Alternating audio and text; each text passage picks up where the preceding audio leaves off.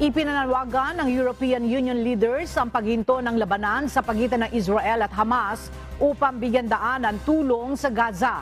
Anila, kinakailangan ng mabilis, ligtas at hindi hinaharangang access. Sa gitna ito ng matinding concern sa humanitarian situation sa Gaza. Batay sa top humanitarian official ng United Nations, bahagyang humanitarian aid lamang ang nakakarating sa Gaza at ilang araw nang nagbabala sa pagkaubos ng fuel supplies. Ayon sa UN aid agencies, binawasan na nila ang operasyon sa Gaza dahil naubos na nila ang kanilang fuel reserves. Samantala, batay sa Hamas, nasa 50 hostages na sa Gaza ang nasawi dahil sa pambobomba ng Israel sa Strip bilang ganti sa pag-atake nito ng October 7.